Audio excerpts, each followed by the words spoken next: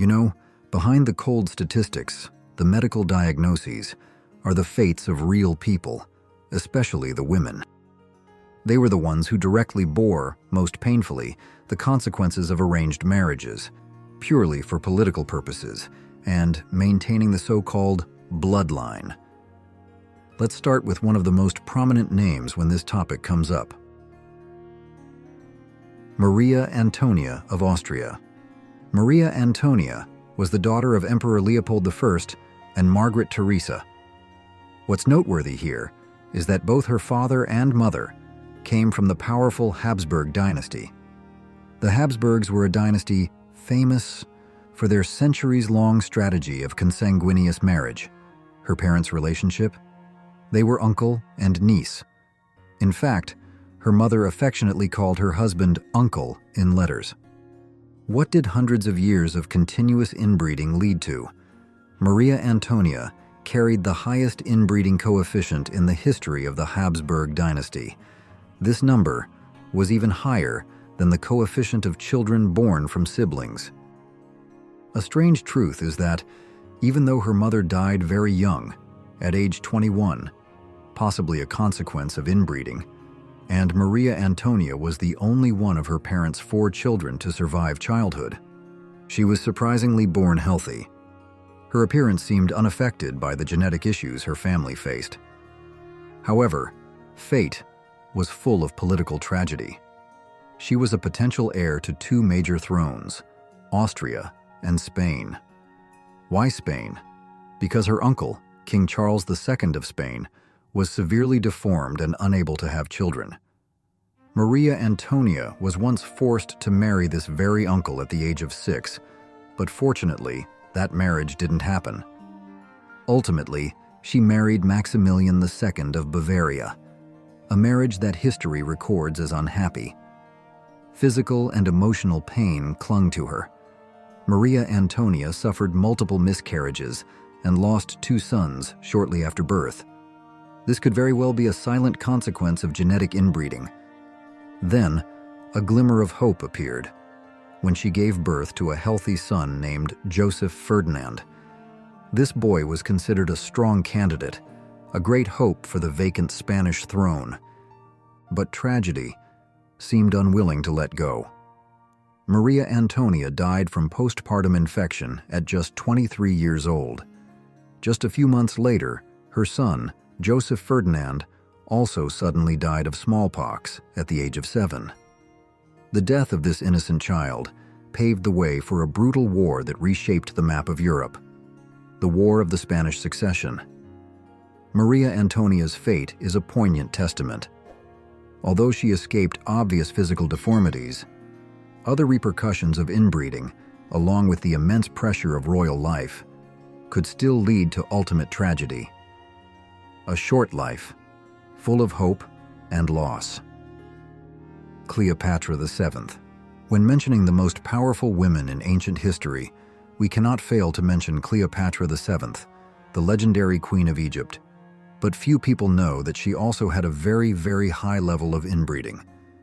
Cleopatra came from the Ptolemaic dynasty of Greece. They were the rulers of Egypt after Alexander the Great conquered the land.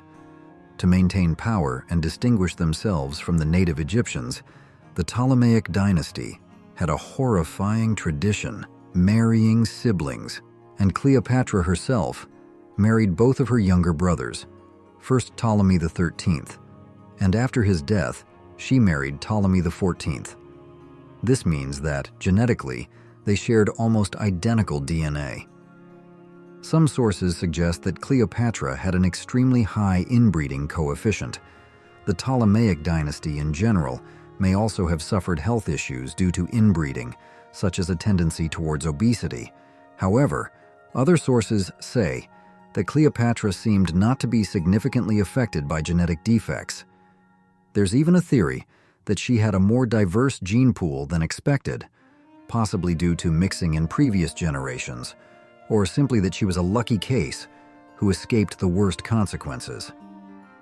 Nevertheless, Cleopatra marrying her younger brothers was mainly for political purposes.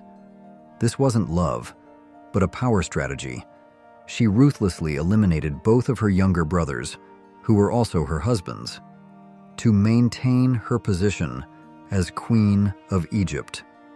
An interesting detail is that afterward, Cleopatra had children with two famous Roman men, Julius Caesar and Mark Antony.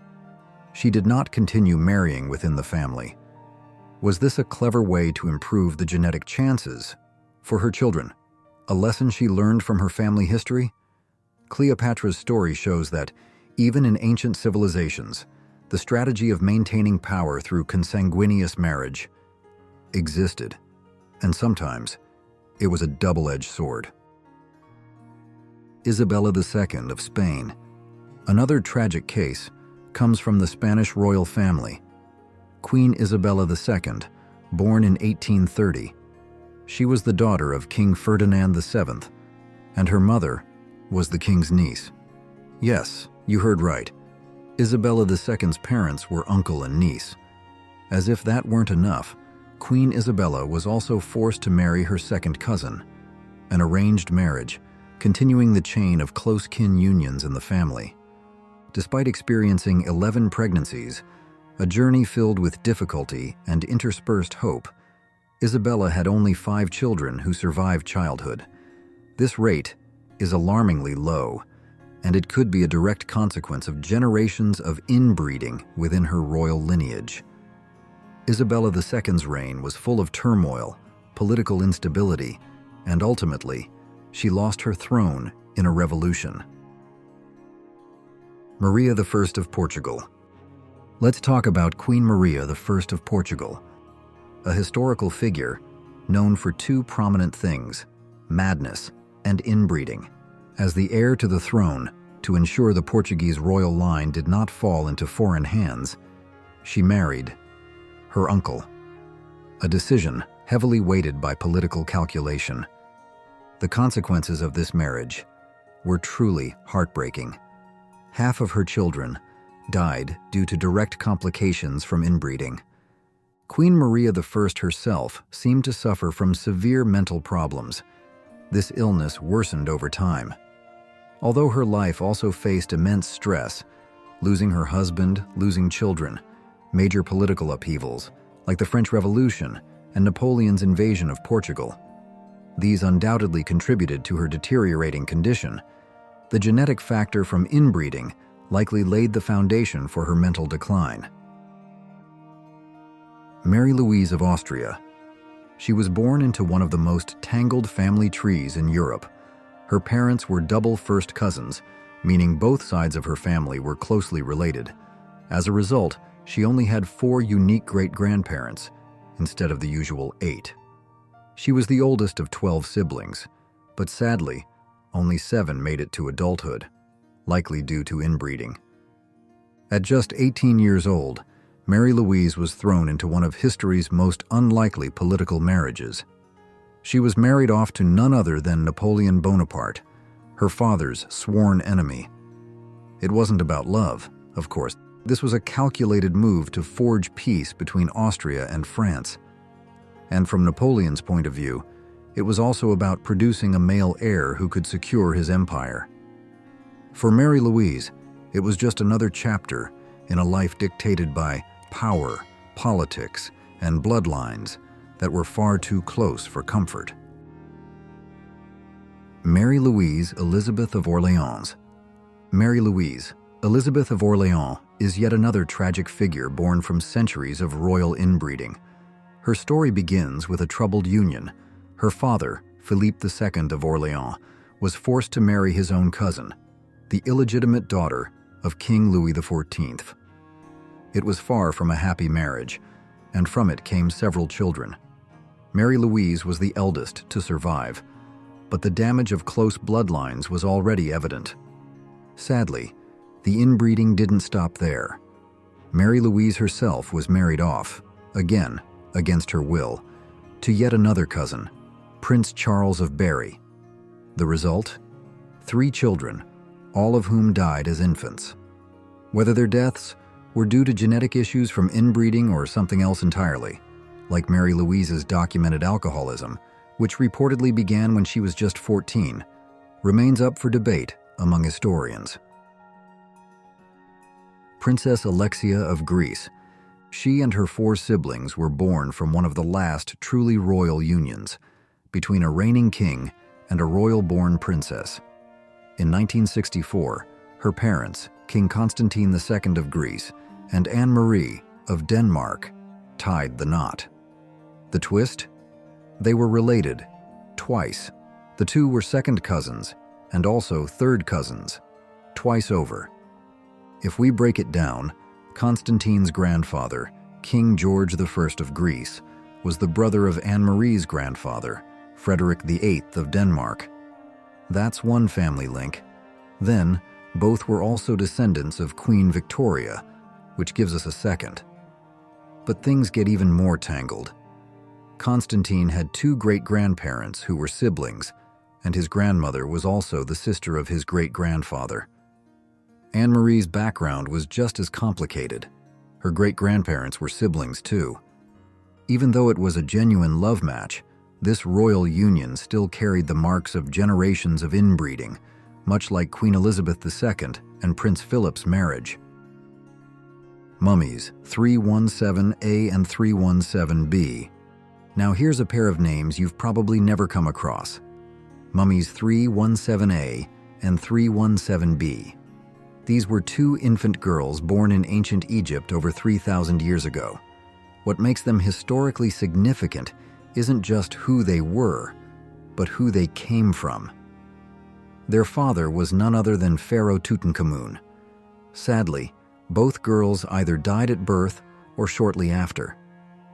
Over the years, historians have studied their remains closely and traced their family roots.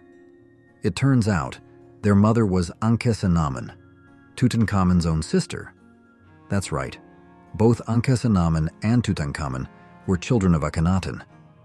And while there's still debate over whether Nefertiti was also Tutankhamun's mother, she was definitely Ankhesenamun's. This means the girls were the product of a full sibling union, and as you might expect, that level of inbreeding came with serious consequences. Sadly, these babies never had a real chance. Genetically, their odds of survival were tragically low from the start. Loren Whitaker. Unlike royal figures like Isabella or Mary Louise, Loren Whitaker is a product of modern-day rural America. Her story proves that inbreeding isn't just a relic of the past. It still happens, even outside of royal bloodlines. Loren was born into the now infamous Whitaker family, known for its extreme genetic isolation over generations. And among them, Loren stands out as one of the most inbred. She later became the mother of Timmy Whitaker, who's often cited as one of the most genetically affected individuals alive today. Her life, and Timmy's, highlight the heartbreaking consequences of long-term inbreeding in isolated communities. Kimberly Cults. Now, let's talk about someone who may be the most inbred living person on Earth, though we'll call her Kimberly Cults to protect her real identity. That's not her actual name, but she is a real individual, and her story is one of the most disturbing modern examples of extreme inbreeding. Kimberly comes from an isolated cult-like family in rural Australia, now widely known for their horrifying behavior. In the 2010s, police uncovered shocking conditions within the family, including widespread abuse and severe neglect. Many family members were arrested and later imprisoned for crimes that were both illegal and deeply inhumane. Genetic testing later revealed just how inbred Kimberly was. Her DNA showed some of the most extreme signs of consanguinity ever recorded. Her case isn't just rare, it's unprecedented in modern times, and serves as a deeply troubling reminder that inbreeding still has real consequences today. Of all the health and personal tragedies we've just explored, which one haunts you the most? Let us know in the comments below. Why did they do it? Hearing those stories, perhaps you can't help but wonder, why? Why, while most societies around the world have clear rules and taboos about marrying close relatives, did royalty see it as an important strategy, even a necessity? The reason is actually quite simple and heavily pragmatic. Power, wealth, and status. They wanted at all costs to preserve the immense power and wealth they held. They didn't want any outsiders, whether foreign nobles or even domestic nobles not close enough, to encroach. It's like wanting to keep your family business for your own children and grandchildren, but on a scale much larger and more severe. Sometimes it also stemmed from a belief, somewhat detached from reality. They believed they were nobler, even had blood close to divine. Therefore, marrying commoners would taint their sacred bloodline, diminishing their special nobility. A notion of difference based on religion or mystique. And there were also macro-political reasons.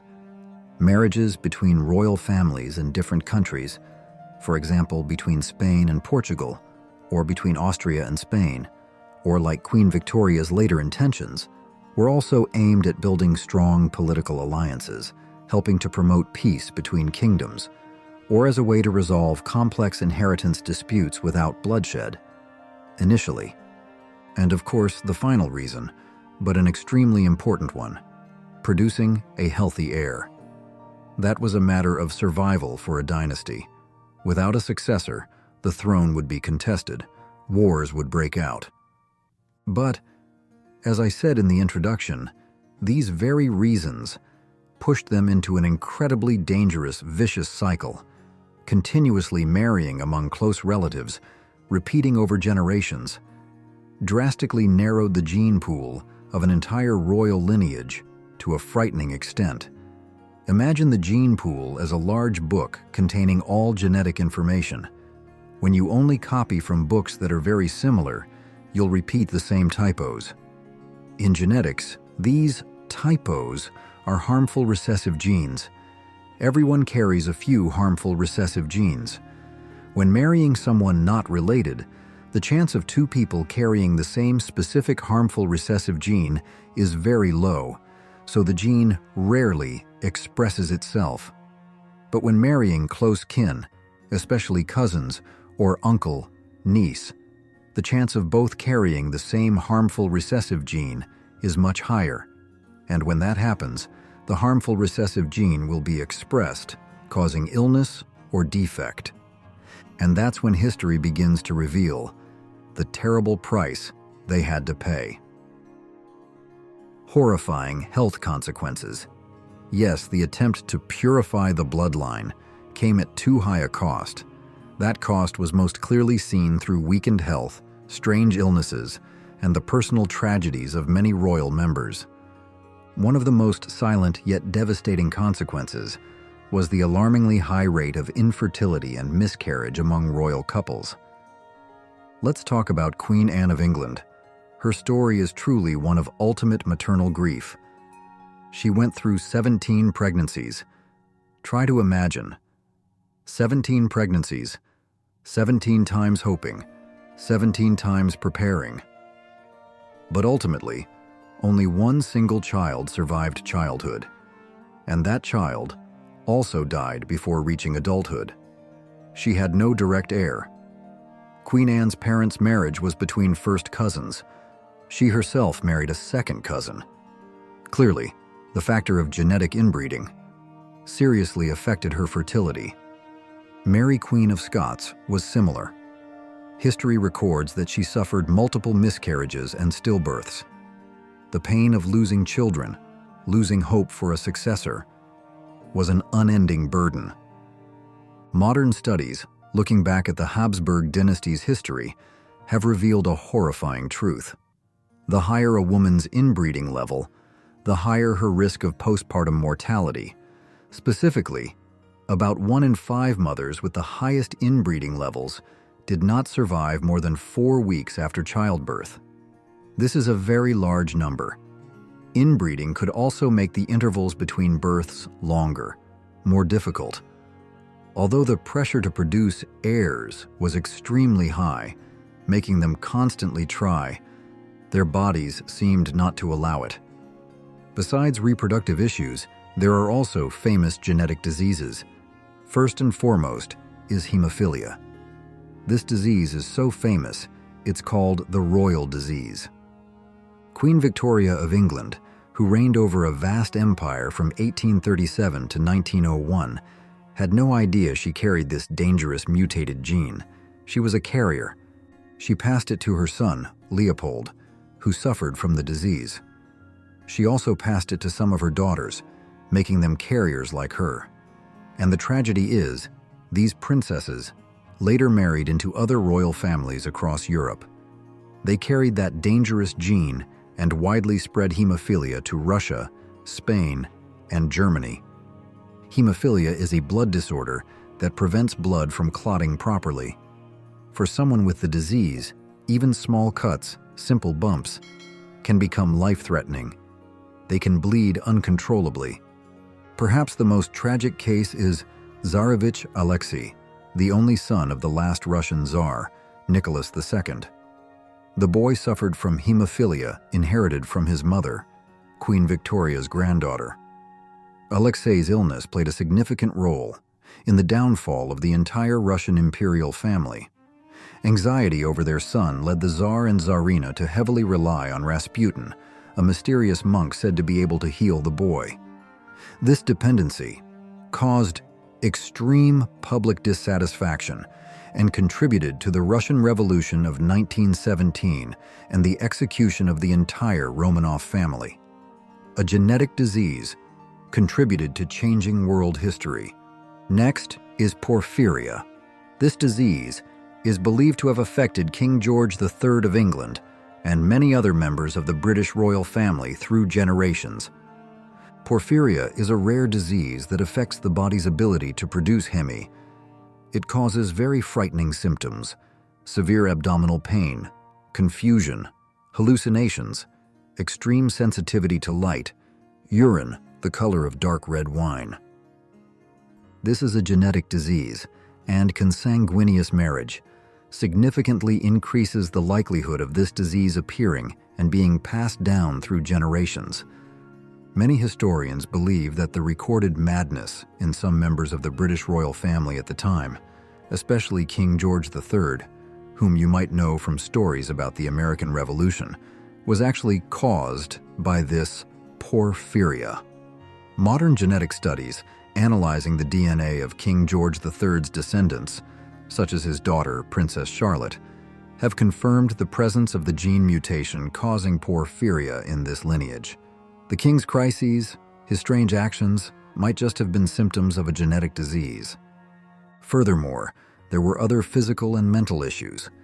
The Tudor dynasty of England, for example, King Henry VIII, famous for his 6 wives, also showed physical problems, including facial deformities. Henry VIII was described as having a large jaw, and this feature became more pronounced as he aged. This could be due to the limited gene pool in this royal line, but most famous, perhaps, is the distinctive feature of the Habsburg dynasty, which we mentioned when talking about Maria Antonia, especially the Spanish Habsburg line. They had a very characteristic facial feature. Known as the Habsburg jaw. It's a clearly genetic trait, a protruding lower jaw, thick lips, and a long nose. This was the result of many generations of continuous inbreeding, especially between uncles and nieces. The most extreme case of the Habsburg jaw, and perhaps the most horrifying example of the consequences of royal inbreeding, was King Charles II of Spain. He was the product of an uncle-niece marriage, with an extremely high inbreeding coefficient, equal to that of children born from siblings. What were the results? He was severely deformed from birth. He had difficulty speaking, digestive problems, intellectual disability, and was delayed in both physical and mental development. The autopsy report after Charles II's death, although possibly slightly exaggerated by those who recorded it, described his body in a very poor state. They said there was not a drop of true blood in his body. His heart was small as a peppercorn, his lungs were corroded, his intestines gangrenous, and he had only one testicle as black as coal. Although he somehow managed to live to 39, King Charles II could not have children. This put an end to the Spanish Habsburg line after centuries of rule, and, as I mentioned, ignited a bloody war for the throne in Europe. His story is the most horrific testament to how the stubborn pursuit of maintaining a pure bloodline could destroy a person and an entire dynasty. Inbreeding can also weaken the immune system, making individuals more susceptible to illness. King Edward VI of England, son of Henry VIII, whom I mentioned had a large jaw, had poor health from childhood. He suffered from continuous respiratory illnesses and died at age 15. This may have been partly because his parents and ancestors were closely related. Neurological and psychological problems also appeared. King James II of England is believed to have passed on mental instability to his descendants. Many later descendants of the Stuart dynasty also experienced mental health issues. Or King Ludwig II of Bavaria, known for his magnificent castles, is also believed to have suffered from hereditary mental illness. The Hanover dynasty also showed many congenital problems related to inbreeding. Besides the porphyria we discussed regarding King George III, there may also have been genetic factors related to gout or pulmonary embolism. Ferdinand, the First of Austria, the son of first cousins, had hydrocephalus, difficulty speaking, seizures, and possibly intellectual disability. You might think these things only happened within royalty, but sadly, the consequences of inbreeding are not limited to them. Studies in the general population, for example in a historical community in Sweden, show that inbreeding has serious adverse effects on lifespan, fertility, and disabilities. Specifically, it increases the risk of stillbirth, increases the rate of children born with congenital defects, and negatively affects lifespan and male fertility. Even in modern times, in isolated communities where consanguineous marriage still occurs, we see similar genetic consequences. Cases like the FLDS community in Short Creek, the Colt family in Australia, show a very high frequency of rare genetic diseases and defects due to the limited gene pool. The Whitaker family in West Virginia is a clear, sad example of severe physical and cognitive consequences from inbreeding occurring in an isolated community. Looking back at the terrible price they paid, do you think pursuing pure bloodlines and power was truly worth it?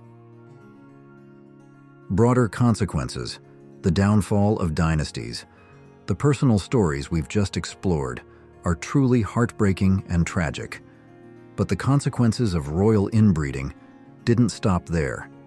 They spread much wider and contributed to the decline, even the downfall, of some of the most powerful dynasties in history.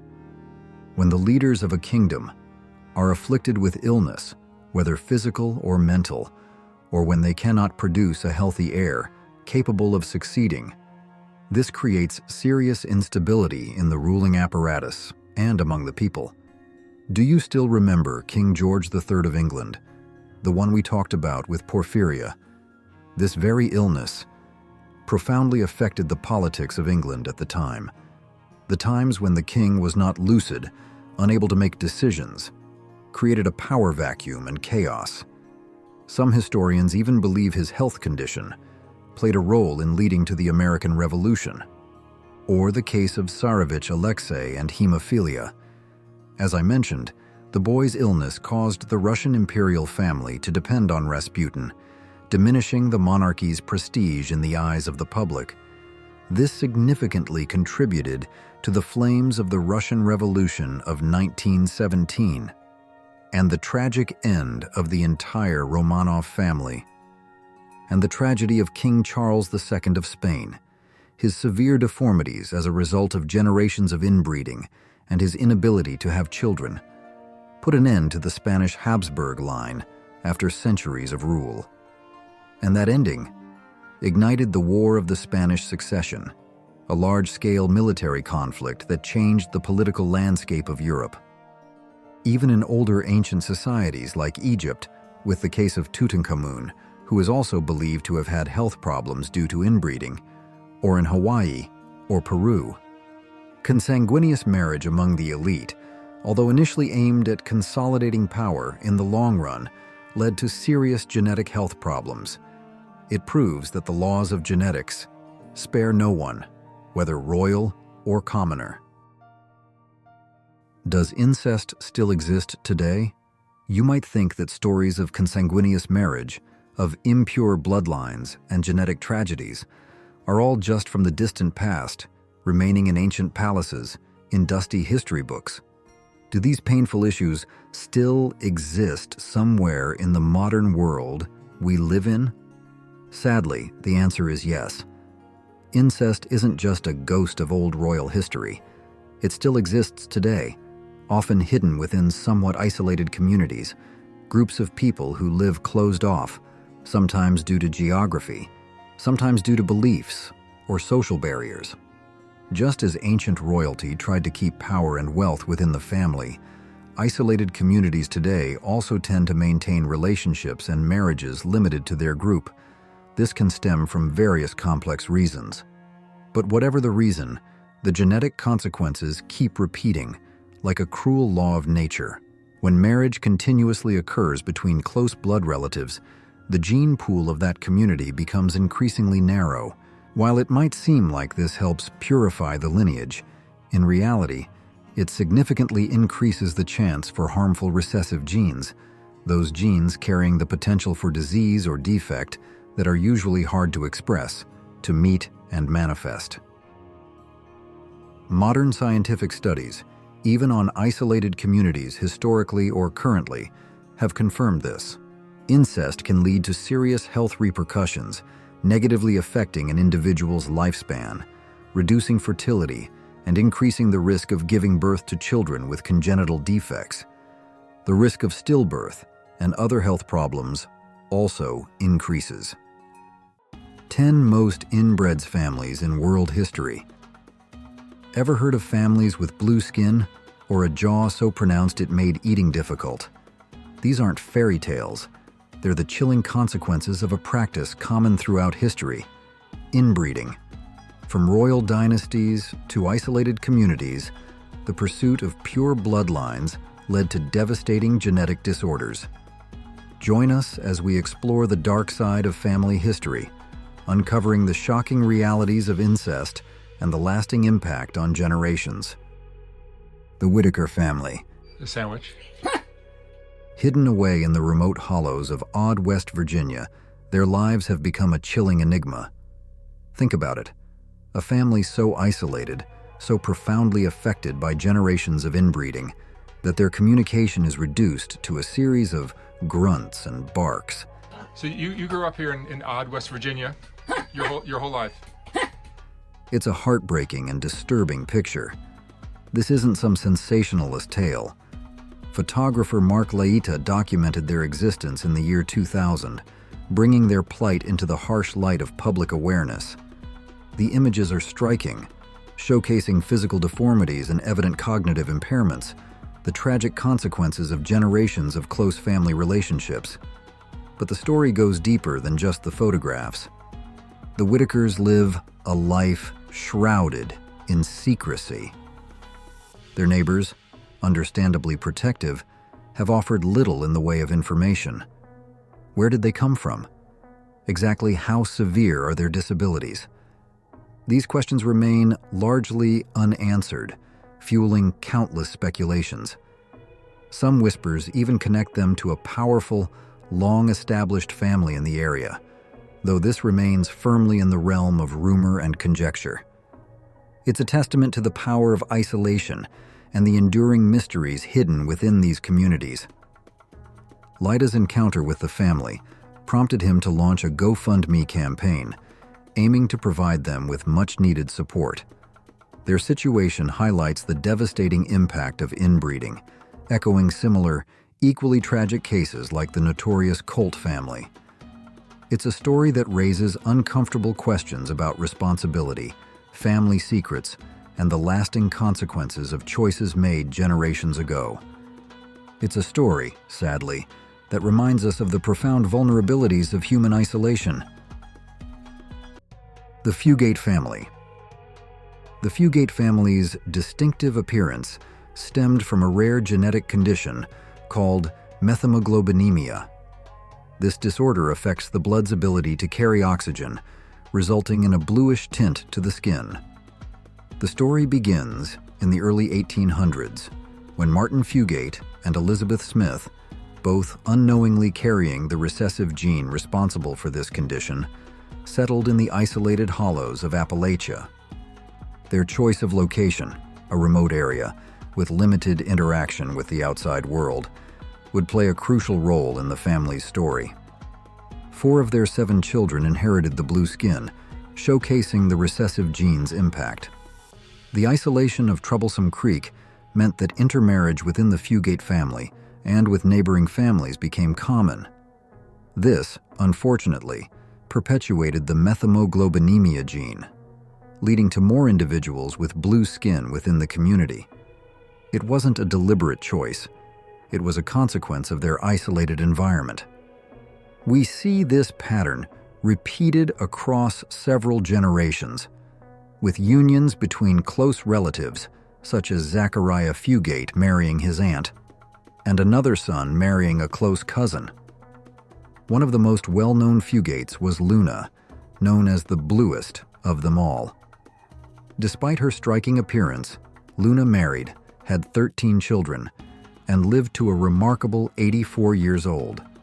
While her children also displayed the bluish skin tone, they were by most accounts healthy. The quote, "If you could change back to the way you were, would you do it? I'm not sure, really," speaks volumes about the complex emotions tied to this inherited trait. It reveals a perspective that goes beyond the purely medical. It's about identity, acceptance, and the subtle nuances of what it means to be different. What other historical families or communities do you think warrant further exploration of their genetic history? The Pitcairn Islanders. The story of Pitcairn Island is a complex and deeply troubling one, a tale of isolation, resilience, and a legacy of profound abuse. It begins with rebellion, a dramatic act of mutiny on the HMS Bounty in 1789. This act, born of desperation and a thirst for freedom, laid the foundation for a unique and ultimately tragic community. The mutineers, along with a number of Tahitian women they'd taken with them, found refuge on the remote Pacific island of Pitcairn. Cut off from the rest of the world, they established a small, isolated settlement, far from the reach of British authority. This isolation, however, would have profound and unforeseen consequences. By 1817, only one of the original mutineers, John Adams, remained alive. Along with Ned Young, before his death in 1800, Adams, surprisingly, established a surprisingly strict, scripture-based society. But their society, established amidst a backdrop of severe isolation and limited resources, fostered a culture of intermarriage, creating a small, tightly knit community with a shockingly limited gene pool. The population slowly grew, reaching almost 200 by 1936. But as generations passed, a deeply disturbing pattern emerged, a culture that normalized and accepted underage sexual relations. It became woven into the fabric of their isolated society, passing down through generations as a dark, unspoken truth. The shocking reality of this abuse finally came to light in the early 2000s, when New Zealand authorities launched an investigation. The findings were devastating, revealing a long history of sexual crimes against children. Several men were convicted and sentenced. Today, the Pitcairn Islander population is a mere fraction of what it once was, hovering around 50. They remain largely isolated, grappling with a legacy of abuse and the complexities of rebuilding their community.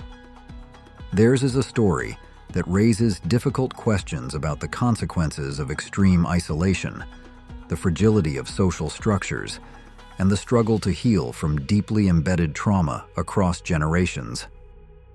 Which family's story was the most shocking to you, and why? The British royal family, a lineage steeped in history, tradition, and a surprising amount of inherited illness, For centuries, the British monarchy has maintained its power and influence through strategic marriages, uniting their bloodline with other European royal houses. This practice, while ensuring political alliances, also tragically increased the risk of genetic disorders being passed down through generations. One intriguing example is King George III, infamously known as the Mad King. He suffered from episodes of severe mental illness, leading to speculation about porphyria, a rare genetic disorder that can cause a range of neurological and psychological symptoms. However, more recent research points towards the possibility of bipolar disorder. Regardless of the exact diagnosis, the fact remains that whatever genetic predispositions contributed to his mental health challenges were likely exacerbated by the extensive intermarriage within the royal family. The very bloodlines intended to ensure stability may have inadvertently sown the seeds of his illness. Even the striking symptom sometimes attributed to porphyria, the characteristic blue urine, has been questioned, and more plausibly attributed to some of the medications he was given at the time. A far more clearly defined genetic curse struck the royal family in the form of hemophilia, a severe blood clotting disorder. This devastating condition entered the royal lineage through Queen Victoria. While the exact origin of the mutation is still debated by geneticists, its presence in Queen Victoria's line became tragically clear. Her son, Prince Leopold, inherited the disease, and the faulty gene spread through her daughters into other European royal families through a cascade of royal marriages. This spread, a tragic consequence of maintaining close blood ties among Europe's ruling elite, resulted in numerous affected individuals across several generations. The Colt family. The Colt family, one of Australia's most shocking stories, emerged from the remote countryside of New South Wales. Their case came to light in 2012 when authorities uncovered alarming irregularities in their living conditions and the relationships between family members. Living in extreme isolation, the family's existence revealed disturbing issues surrounding ethics, law, and health, leaving the public in disbelief. Investigations painted a grim picture of a family disconnected from societal norms, raising questions about how such circumstances could remain hidden for so long. This case highlighted the importance of social intervention and the responsibility of communities to protect vulnerable individuals, especially children. The story exposed glaring gaps in systems designed to identify and support at-risk populations, prompting a broader discussion about safeguarding human rights in isolated or neglected communities. The Colt family's story not only shocked Australia, but also sparked conversations about family dynamics, neglect, and the broader implications of isolation on mental and physical health. By reflecting on this harrowing case, society can better address the signs of hidden struggles and work toward creating a safer, more inclusive world for all. The Bourbon family.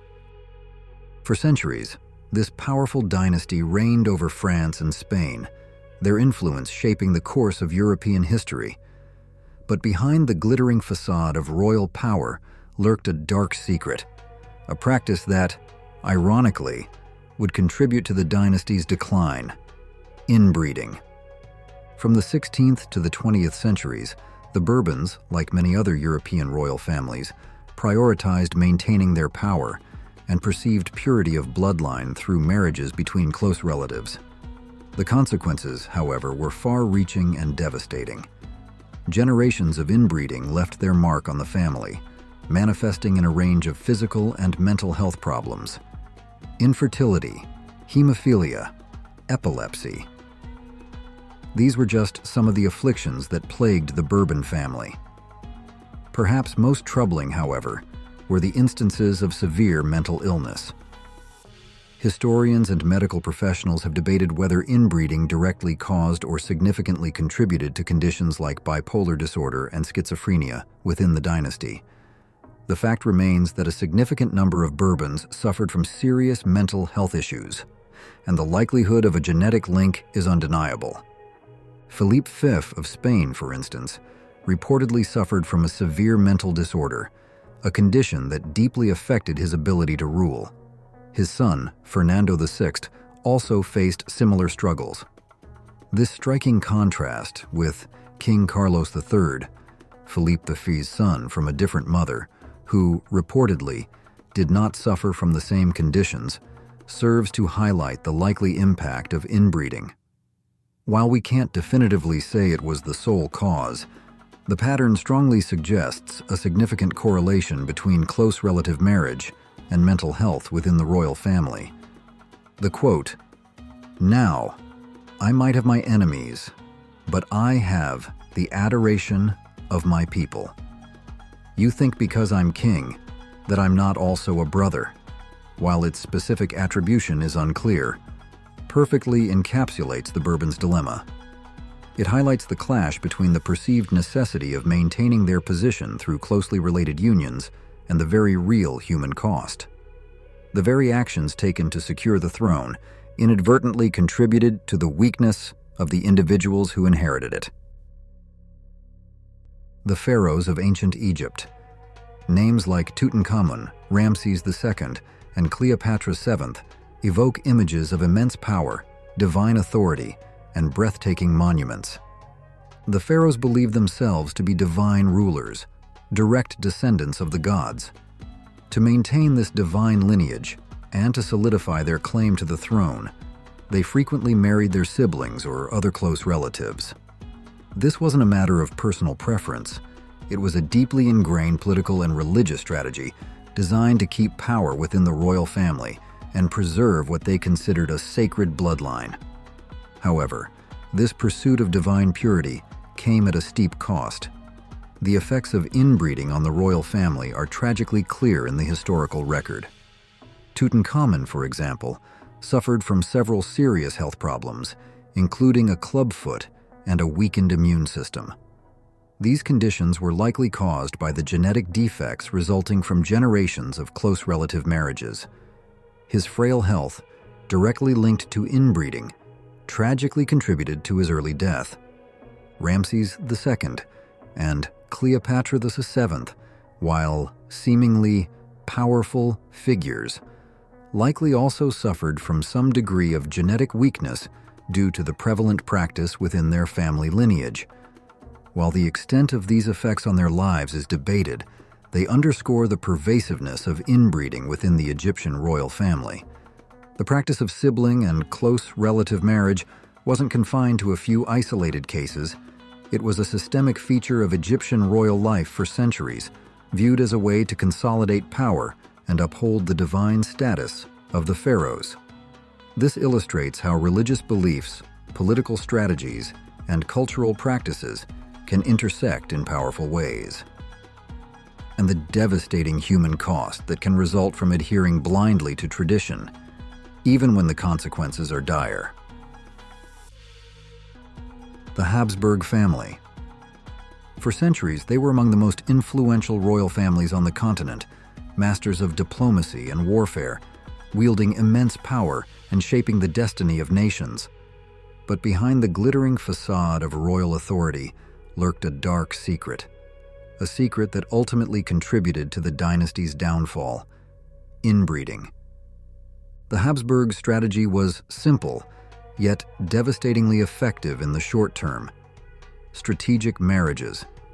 They cemented their power and influence by uniting their bloodlines with other powerful European families.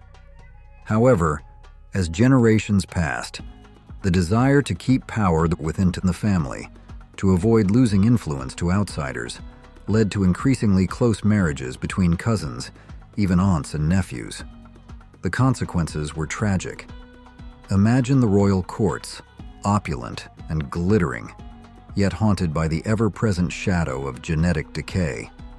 Generation after generation, the physical effects of this rampant incest became increasingly pronounced. Perhaps the most striking example was the so-called Habsburg jaw, a grotesque malformation of the lower jaw that protruded dramatically, making it difficult for affected individuals to speak properly and even to eat. By the late 16th century, particularly in the Spanish Habsburg branch, inbreeding was rampant. It wasn't just a physical problem, it impacted mental health as well. The rate of infant mortality skyrocketed. Children were born with disabilities, weak constitutions, and often died before reaching adulthood. It was a slow, agonizing decline, a grim spectacle of a dynasty unraveling under the weight of its own hubris. The final tragic chapter of the Spanish Habsburgs arrived in 1700 with the death of King Charles II. This deeply unwell king, the ultimate embodiment of the dynasty's self-destructive practices, was unable to produce an heir. His death marked the end of a long and powerful reign, an end precipitated not by external enemies or political upheaval, but by the devastating internal weakness born of generations of inbreeding. His inability to father a child was the symbolic end to a dynasty crippled by its own making. The Ptolemaic Dynasty. The Ptolemaic Dynasty, a name synonymous with ancient Egypt's final flourishing, a period of remarkable cultural achievement and political intrigue. But beneath the veneer of power and sophistication lay a disturbing practice that would ultimately contribute to the dynasty's decline: incestuous marriages. Following the death of Alexander the Great, Ptolemy I Soter seized power and established this dynasty that ruled Egypt for almost 3 centuries. To maintain their claim to divine status, to solidify their rule and connect themselves to the pharaohs of old, the Ptolemies engaged in a pattern of sibling and close relative marriages. This wasn't a matter of personal preference, it was a deliberate political strategy aimed at preserving their power and upholding their image as divine rulers.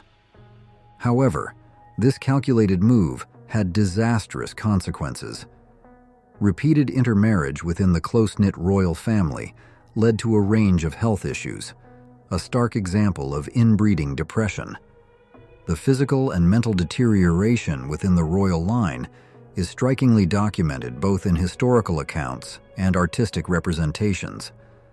One telling feature is the frequent portrayal of Ptolemaic rulers as overweight or obese in the artwork and coinage of the era. This wasn't merely an aesthetic choice. Historians and medical professionals speculate that this obesity might have been a direct result of the genetic defects arising from generations of incest. Conditions such as Erdheim-Chester disease, a rare genetic disorder causing excessive calcium deposits, or familial multifocal fibrosclerosis, another genetic condition causing hardening of the tissues, are possibilities that fit the historical description of many Ptolemaic rulers. These conditions could contribute to significant health problems, affecting the ruler's mental capacity and physical well-being. Cleopatra VII, perhaps the most famous Ptolemaic ruler, married 2 of her younger brothers, a practice that would have exacerbated the already significant genetic risks to the royal family. The health problems of the Ptolemaic rulers likely affected not just their own lives, but also their ability to effectively govern. These physical and mental frailties may have contributed to the political instability and internal conflicts that weakened the dynasty. The decline of the Ptolemaic dynasty wasn't solely due to external pressures. It was also profoundly influenced by the internal problems that stemmed from this self-inflicted genetic crisis. The Darwin-Wedgwood family. Charles Darwin, arguably the most famous member of this remarkable family, married his first cousin, Emma Wedgwood. This wasn't an unusual union for the time. Cousin marriages were relatively frequent among wealthy and influential families who sought to maintain what they perceived as desirable traits: intellectual prowess, artistic ability, and social standing within their bloodlines. The idea was that superior genes should be preserved and concentrated. The Darwin-Wedgwood family's commitment to this practice, however, would have unforeseen and tragic consequences. Of Charles and Emma's 10 children, 3 died young. While specific causes aren't always clearly documented, the increased susceptibility to infectious diseases among children born from close relative marriages strongly suggests that inbreeding played a role in their early deaths. These children's vulnerabilities highlight the devastating genetic consequences of inbreeding, a grim counterpoint to the family's remarkable intellectual achievements. It's crucial to remember that the Darwin-Wedgwood family's actions were not unique. Cousin marriages were socially acceptable, even common, among the upper classes in 19th century England and across Europe. Their story, therefore, isn't just about the individual family. It's also a window into a wider societal practice and the prevailing attitudes towards genetics and family lineage of the time. The family's choice reflects a lack of understanding of the genetic risks inherent in such marriages, a naive belief that the concentration of perceived positive traits would outweigh the potential negative effects. Please comment 1 to let me know you'll be watching this video until the end. Inbreeding, a global practice. Inbreeding, the union of closely related individuals. It's a practice that might seem shocking in modern times, but it's a recurring theme throughout human history, far more widespread than many realize. It wasn't a practice driven solely by ignorance. It was deeply entwined with beliefs about heritage, social status, and the maintenance of power. Ancient societies, particularly those with strong hierarchical structures, viewed inbreeding as a way to preserve what they saw as valuable bloodlines. The ancient Egyptian royal family provides a prime example. The pharaohs believed themselves divine, and sibling marriage was a common practice among them, intended to ensure the purity of their lineage and maintain their connection to the gods. Think of Akhenaten and Nefertiti. Their union, a striking visual representation of this widespread royal practice, ultimately helped shape the visual identity of the royal family and its divine connection. But the practice wasn't limited to ancient Egypt or royal families. The House of Habsburg, one of Europe's most powerful dynasties, also engaged in extensive inbreeding, leading to the characteristic and infamous Habsburg jaw, a physical marker of the genetic damage inflicted by generations of close relative marriages. This distinctive facial feature, along with a range of associated health problems, ultimately contributed to the dynasty's decline. And inbreeding wasn't just confined to royal courts. Isolated communities around the world, whether due to geographical remoteness or strict social norms, also frequently practiced inbreeding simply due to a severely limited pool of potential partners. The people of Tristan da Cunha, a remote island in the South Atlantic, provide a compelling example of this phenomenon. Their geographic isolation created a situation where intermarriage became almost inevitable. Inbreeding, therefore, is a complex issue spanning time and cultures. It wasn't always driven by ignorance. It frequently stemmed from deeply held beliefs and practical constraints. The historical examples, from the pharaohs of Egypt to the Habsburg emperors to isolated island communities, all showcase the same underlying dynamic: the consequences of limiting the genetic diversity within a population and the often tragic results. It's a sobering reminder that even deeply ingrained cultural practices can have profoundly damaging long-term effects. The genetic consequences of inbreeding. For centuries, people understood that marrying close relatives sometimes led to problems, but it wasn't until the rise of modern genetics that we truly began to understand why. The groundbreaking work of Gregor Mendel in the mid-19th century, revealing the fundamental laws of inheritance, finally gave us the tools to explain the negative consequences of inbreeding. Mendel's discoveries laid the groundwork for understanding how traits are passed down through generations. His work demonstrated that inbreeding reduces genetic diversity. This means that individuals born from close relatives are more likely to inherit two copies of the same gene, one from each parent, including those carrying harmful recessive traits that would normally be masked by a dominant, healthy gene. This increased likelihood of inheriting two copies of harmful recessive genes leads to a higher risk of inheriting a range of serious genetic disorders and hereditary diseases. Sir Ronald Fisher, a leading figure in early 20th century genetics, further developed our understanding of inbreeding with the concept of the coefficient of inbreeding. This statistical measure quantifies the probability that two copies of a gene in an individual are identical by descent, meaning they came from the same ancestor, effectively giving us a way to measure and predict the genetic risks associated with inbreeding. Even today, in the age of advanced medical technology and genetic understanding, the effects of inbreeding remain a significant concern, particularly in isolated communities. The island of Pingalap in Micronesia offers a striking example. A genetic bottleneck, a drastic reduction in population size, followed by generations of inbreeding, has led to a significantly higher incidence of achromatopsia, a complete absence of color vision. This highlights how even relatively small, isolated populations can experience profound genetic consequences.